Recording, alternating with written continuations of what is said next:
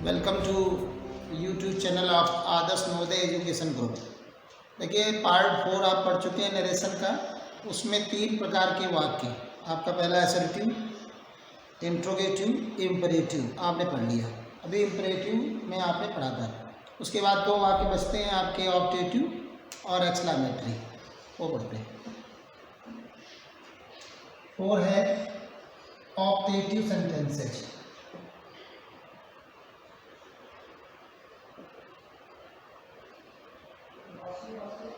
देखिए optative sentences क्या होते हैं, जिनके लास्ट में एक्सक्लामेटरी मार्क होता है, उन सेंटेंसेज को the sentences those have an exclamatory mark in the end are known as optative sentences. ये एक्सक्लामेटरी मार्क है in the end of the sentence. देखिए ये जो ऑप्टेटिव सेंटेंस है, इनको हिंदी में कहते हैं इच्छा सूचक वाक्य। इनमें क्या होती हैं इच्छाएं, जैसे शुभकामना, बधाई, वेल विशिंग और कर्ज, श्राप, इस तरह के वाक्य होते हैं जो हृदय की इच्छाओं को दर्शाते हैं। देखिए इसमें क्या रहता है कि number 1 reporting verb. Reporting verb इसमें अलग अलग, देखिए क्या होता है। रिपोर्टिंग वर्ब सेंटेंस की मूल सेंस को, मेन सेंस को, बेसिक सेंस को रिप्रेजेंट करती है। तो इसमें क्या रहता है कि जैसे जिस वाक्य में इच्छा प्रकट कर रहे हो, विश, तो उसमें रिपोर्टिंग वर्ब आती है विश, विशेज, विश्ड, ऐसे। वेल विश है तो वेल विश, वेल विशेज ऐसे आती है। मतलब मान लो कि जैसे कोई श्राप दे रहे हैं, कोई बुरी कामना, तो कर्ज, तो कर्स्ड हो जाता है।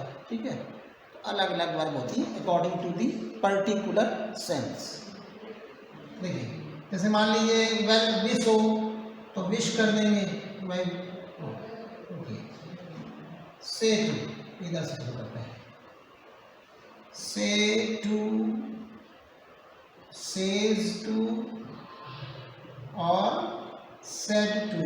ठीक है, तो यहाँ पर क्या है, अगर अच्छी इच्छा है, सॉरी केवल कोई कामना इच्छा को प्रकट कर रहे हैं तो विश, विशेज और विश्ड और विश्ड। ठीक है, ऑब्लिक लगा दो।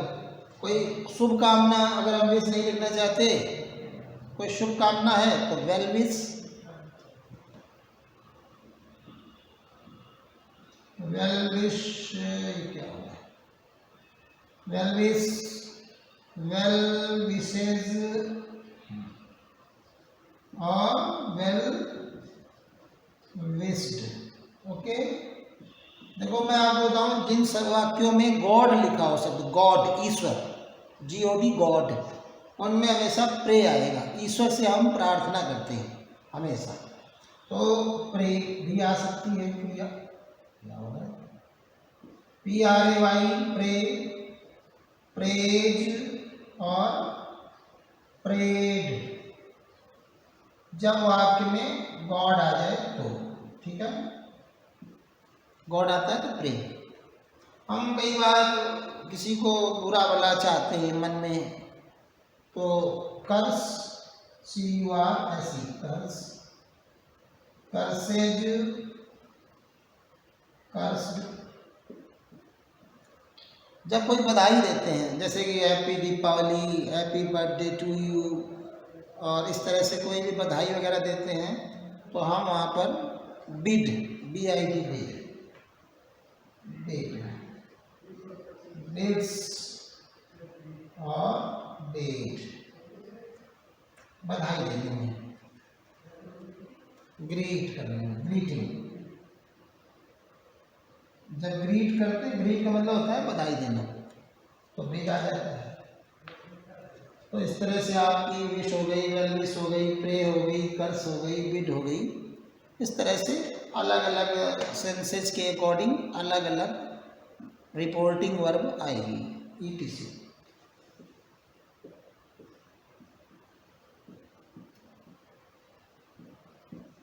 ठीक है। Number 2 conjunction. देखिए मैं आपको बताऊं कि कंजक्शन जो दैट है ना, इसमें दैट भी आ सकता है, लेकिन दैट कब आता है? जब वाक्य में शुरू में सब्जेक्ट हो। सब्जेक्ट अगर होगा मतलब असर्टिव सेंटेंस है, असर्टिव टाइप है, तो दैट आएगा, वरना दैट कभी नहीं आता। ठीक है ना। अगर फुल सेंटेंस है, फुल सेंटेंस का मतलब होता है पहले सब्जेक्ट हो।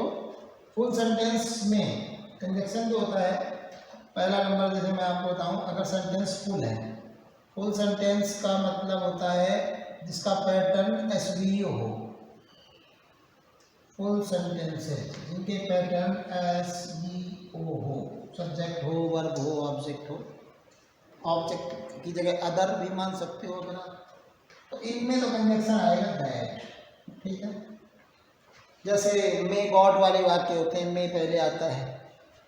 अगर फुल सेंटेंस नहीं है, अगर वर्ब से V1 से स्टार्ट हो या उसमें सब्जेक्ट ना हो, नो सब्जेक्ट, तो ऐसे में आप हमेशा टू लगाएंगे। डू नॉट से स्टार्ट हो रहा हो, पहले ही बता चुका हूँ आपको, डोंट प्लस V1 हो तो नॉट टू आएगा। ठीक है। इसी तरह से मतलब जो कंजक्शन है उसका यही पैटर्न है, यही तरीका है कि सर कोई भी वाक्य हो, कोई भी वाक्य हो, इनमें कंजक्शन जो लगाने का तरीका है वो यही है। उसके बेस में यही रहता है कि सेंटेंस फुल है, सब्जेक्ट है तो दैट आएगा। सेंटेंस फुल नहीं है, V1 से स्टार्ट है तो टू आता है, चाहे कोई भी वाक्य हो। और अगर वो डू नॉट से है तो नॉट टू आएगा। तो इस तरह से आता है। फिर अपन बनाएंगे तो अभी और क्लियर हो जाएगा। देखते हैं एग्जाम्पल्स, देखते हैं। अब यहाँ एग्जाम्पल्स के थ्रू आप ये भी देख लीजिएगा कि ऑब्जेक्टिव सेंटेंस कैसे, मतलब ये जो एक्सक्लेमेटरी मार्क है ये किस तरह से प्लेस होगा। सेंटेंस के लास्ट में आता है। देखते तो ही सेड टू मी,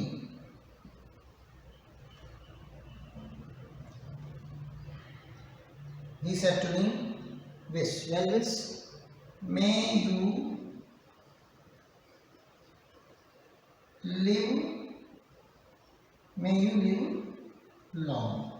अब आप देखिए कि यहाँ पर हम ये हमने एक्सक्लेमेटरी मार्क लगाया, तो आप पूरा सेंटेंस देखिए, इसमें लास्ट में एक्सक्लेमेटरी मार्क है, इसका मतलब ये ऑब्जेक्टिव सेंटेंस है। अब आप शुरू करते हैं वही 5 बदलाव। सेट टू में क्या होगा, ये एक नॉर्मल सी सामान्य सी इच्छा है, आप दीर्घायु हो जाएं, तो यहाँ पे चाहे आप वेल विश ज़्यादा बेटर है, आप विश भी लगा सकते हैं, कोई प्रॉब्लम नहीं। तो ही वेल विश्ड मी। अब आप ये देख लीजिए वाक्य फुल सेंटेंस है कि नहीं। देखिए यहाँ पे एक में जो होती है मॉडल होती है, तो में आप आगे आया हुआ है, तो मॉडल ऑक्सिलरी के बाद ये यू आया है। और आपको ये जानने के लिए कि ये सेंटेंस फुल है कि नहीं, आपको ये देखना होता है कि जो मेन वर्ब है ये, इसके इधर कोई सब्जेक्ट है कि नहीं, नाउन या प्रोनाउन है कि नहीं। आप देखते हैं है, तो इसका मतलब क्या हुआ कि ये फुल सेंटेंस है। तो फुल सेंटेंस है तो क्या आएगा, दैट। ध्यान रखिएगा आगे एसवीओ पैटर्न आना है, मतलब एस के बाद सब्जेक्ट आएगा एसवीओ पैटर्न के अकॉर्डिंग। इनडायरेक्ट नरेशन का पैटर्न एसवीओ ही होता है। तो दैट के बाद हमें हमेशा ये ध्यान रखना है कि सब्जेक्ट आना चाहिए, और कुछ न लगा दें। तो ये जो यू है, ये यू इसके अकॉर्डिंग बदलेगा, रिपोर्टिंग ऑब्जेक्ट ये आई। अब आप यू देखिए, इस वर्ब से पहले है, मतलब ये सब्जेक्टिव केज है, कर्ता कारक 1 नंबर, तो यू। और मी वाले में 1 नंबर में क्या आता है, आई। ठीक है, मी 2 नंबर पे आता है, माई 3 पे, इस तरह से। तो 1 नंबर पे यू आता है, 1 नंबर पे आई आता है इसमें, तो आई आएगा सब्जेक्ट, आई। मेरा क्या हो जाता है, माइट। माइट, बाकी से लिव, लॉन्ग, बाद में क्या साइन आएगा? मैंने क्या बताया था पहले? Question mark? नहीं, मैंने बताया था कि फुल स्टॉप ही आएगा और कोई नहीं आएगा। ठीक है, फुल स्टॉप। तो इस तरह से हम बार बार आपको ये बता रहे हैं कि लास्ट में साइन फुल स्टॉप ही आता है और कोई आता ही नहीं है। ठीक है, और एग्जांपल्स देखते हैं ऊपर।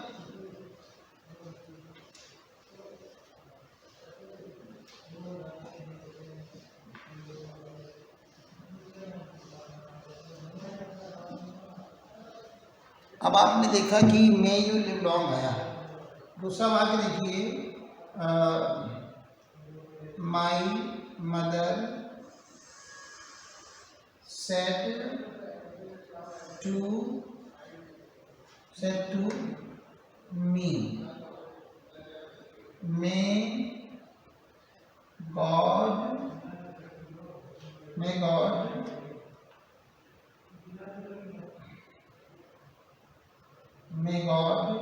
prosper you, prosper। आपने फिर देखा ये साइन बाद में है optative. May God prosper, prosper का मतलब होता है फलो फूले, ईश्वर करे कि तुम फलो फूलो समृद्ध हो जाओ। तो मैंने देखो वाक्य जो पहले आया था ना कि मे यू लिव लॉन्ग, और इसमें आ गया मे गॉड प्रॉस्पर यू या may God give you, bless you, long life, ऐसे ऐसे आ जाए। सेंटेंस एक जैसे ही हैं, मैं केवल ये बताना चाहता हूँ कि इसमें गॉड शब्द आया है, ये डिफरेंस है, ये अंतर है। तो माई मदर सेट टू की जगह क्या आ जाएगा? गॉड आया हुआ है, तो प्रे क्या आएगी? प्रे मी। फिर क्या, अब मैंने आपको बताया था तो मे आया, यू इसके पहले सब्जेक्ट आया है, तो दैट आएगा कंजक्शन, गॉड आएगा, दैट गॉड, मी का क्या हो जाएगा? माइट हो जाएगा, प्रॉस्पर, और यू क्या हो जाएगा? यू, फिर से वही मी के हिसाब से तो वही आ जाएगा। लेकिन इस बार अंतर है थोड़ा सा। क्या अंतर है? वर्ब ये है, पिछली बार वर्ब की पहले था, इस बार वर्ब की बाद है। देखिए यू का सब्जेक्टिव और ऑब्जेक्टिव सेम होता है। हम कैसे जानेंगे कि ये ऑब्जेक्टिव 2 नंबर वाला है कि 1 नंबर वाला? ऑब्जेक्टिव है कि सब्जेक्टिव? वर्ब के बाद है तो ऑब्जेक्टिव, वर्ब के पहले है तो सब्जेक्टिव। तो यहाँ पर ये यू 2 नंबर वाला है, तो इसमें आई मी, दूसरे नंबर पे मी आता है, तो यहाँ क्या आएगा? मी। ठीक है, ये चीज़ें थोड़ी सी समझने की। तीसरा मैं आपको एक बधाई वाला बता दूं आपको, ग्रीट वाला। My sister said to my father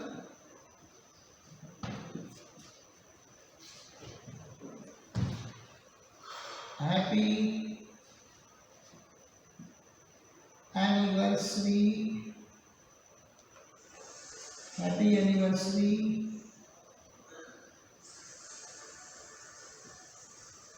to you.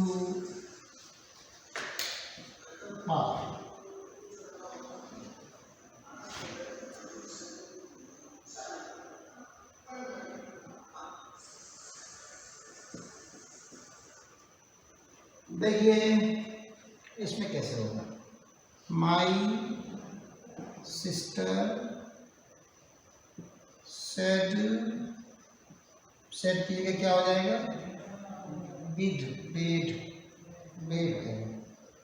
Bed my father. यहाँ पर थोड़ा ध्यान रखिएगा, ये जो पा है ना, पा ये संबोधन है, एक सैल्यूटेशन है, संबोधन। तो इसमें क्या है, इसमें ये लिखना पड़ेगा कि इसने क्या कहा, क्योंकि पापा तो सभी कहते हैं, लेकिन पा थोड़ा सा डिफरेंट सैल्यूटेशन है। तो यहाँ पर सेम पा एक प्रॉपर नाउन है, my sister bed my father saying पा। और इसके बाद देखो ये पूरा सेंटेंस ही नहीं है, इसमें शुरुआत में वर्ब ही नहीं है, तो ये कोई सेंटेंस नहीं है। अगर वाक्य में कोई वर्ब ना हो, मेन वर्ब ना हो, तो वाक्य ही नहीं होता। तो इसमें कोई कंजक्शन नहीं आएगा। क्या नहीं आएगा? कंजक्शन जोड़ता है वाक्य को वाक्य से, वाक्य को शब्द से नहीं जोड़ता है। शब्द से शब्द जुड़ेगा तो कोई कंजक्शन आएगा, वाक्य से वाक्य जुड़ता है। यहाँ पे कोई भी मेन वर्ब है ही नहीं। तो जब मेन वर्ब ही नहीं है, वर्ब को, मेन वर्ब को वाक्य की आत्मा कहा जाता है। अगर उसमें आत्मा ही नहीं तो वाक्य नहीं, तो इसमें जब वाक्य में नहीं है ये, तो इसमें कोई कंजक्शन नहीं आएगा, तो सीधे सीधे एज इट इज लिख देंगे। सेइंग पा हैप्पी एनिवर्सरी, ये यू वगैरह में रख देंगे।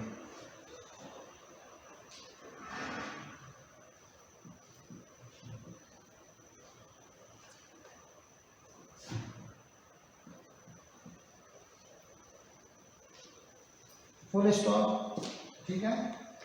इस तरह से आपके ये ऑब्जेक्टिव सेंटेंस हो गए। इसके बाद आपका लास्ट है exclamatory sentence.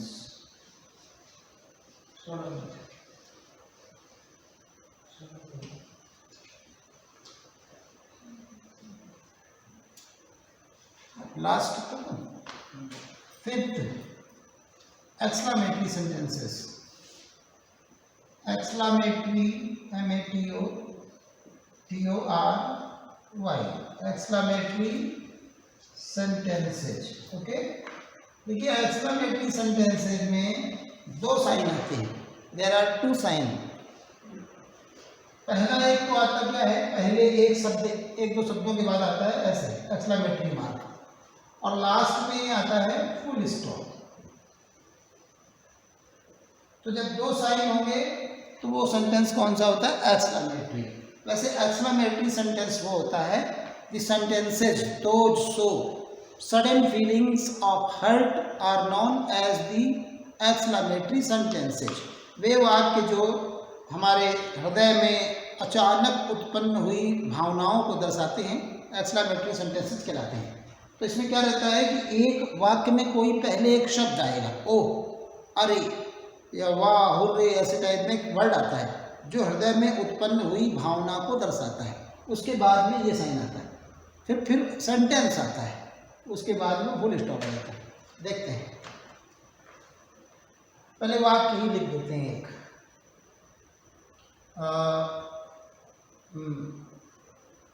The player said to the captain,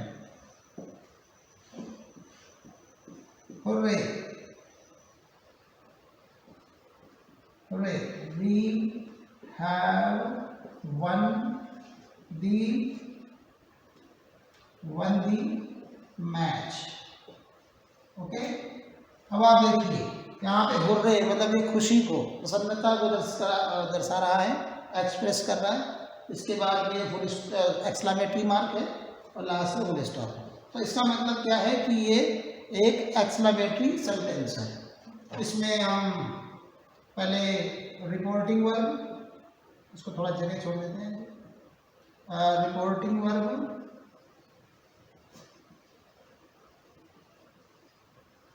reporting verb में say to, says to and said to. देखिए यहाँ पर क्या होता है, इसमें एक वर्ब आती है हर एक वर्ब में, एक्सप्लेन विद, फिर डॉट डॉट डॉट, फिर explains with dot dot dot, explained with dot dot dot dot. अब आप सोचेंगे डॉट डॉट क्या है? डॉट डॉट की जगह पे एक शब्द आता है, जैसे हुर्रे, हुर्रे है तो हुर्रे के लिए आता है प्लेजर, खुशी। जैसे कोई दुख भरी बात हो तो वहाँ आएगा सौरो। तो अलग अलग एक्सप्रेशन के लिए अलग अलग वर्ड्स आते हैं। वो क्या है मैं बता देता हूँ। जैसे नंबर 1, अगर हुर्रे लिखा हो, ठीक है, या लिखा हो हुर्रा ऐसे, या लिखा हो हा हा, खुशी को दर्शाने वाले शब्द, ठीक है, ऐसे हा, अगर ये जो जिनमें हम लोग खुश होते हैं, हाँ, वहाँ उनके लिए आएगा प्लेजर। और इनको हटा देंगे, इनको हटा के वहाँ लिख देंगे प्लेजर। दूसरा है, अगर वहाँ पे आ जाए कोई दुख की बात कि एलास, या कोई दुख भरी सुन करके वो मतलब कोई दुख दिखाने वाली चीज़ें, तो वहाँ पे आता है सौरव। सौरव माने दुख। थर्ड है आपका कोई सरप्राइज, आश्चर्य को प्रकट करने वाली चीज़ें होती हैं, जैसे कोई सीनरी देख के वाव ऐसे, या ग्रेट ऐसे, ठीक है, सरप्राइज में। या कह देते हैं कि वाट, वाट कह देते हैं, ये लिखने कभी हम लोग उसमें वाट भी सरप्राइजिंग वर्ड है। तो उसकी जगह पे क्या होता है, हम लोग वहाँ पे लिखते हैं सरप्राइज, ठीक है। कई बार शाबाशी देने के लिए, शाबाशी अप्लाउज, वहाँ पे लिखते हैं जैसे वेल डन, वेल डन बहुत अच्छे, या ब्रेवो बहादुर ऐसे, ब्रेवो गुड। इस तरह के जब शब्द आएंगे तो ये शो करते हैं अप्लाउज को, शाबाशी को, ठीक है, इस तरह से शब्द आते हैं। तो ये आपका इस तरह रिकॉर्डिंग वर्ब होती है। इसके बाद कंजक्शन आपको मैं बता दूं, दैट ही रहता है बस। सभी एक्सक्लेमेटरी सेंटेंसेज में कंजक्शन होता है दैट, ठीक है। अब इसको देखिए, द प्लेयर सेट टू की जगह क्या आएगा, एक्सक्लेम। अब एक बात आप ध्यान रखिएगा, एक्सक्लेम्ड आएगा यहाँ पे। अब यहाँ पे तो मैंने एक्सक्लेम भी साथ में लिखा हुआ है, लेकिन जब इस सेट टू के बाद में कोई ऑब्जेक्ट हो तो उसे पहले लिखते हैं, बाद में विद लगाएं। Exclaim the capital with,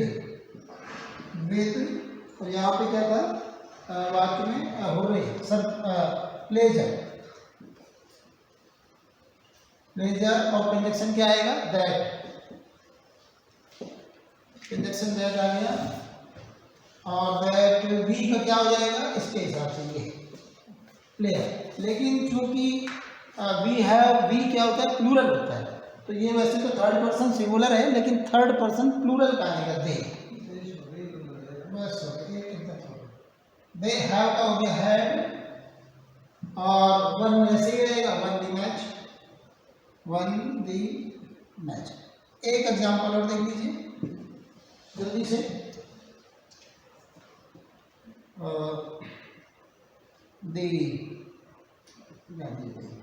Mohan said to me, bravo,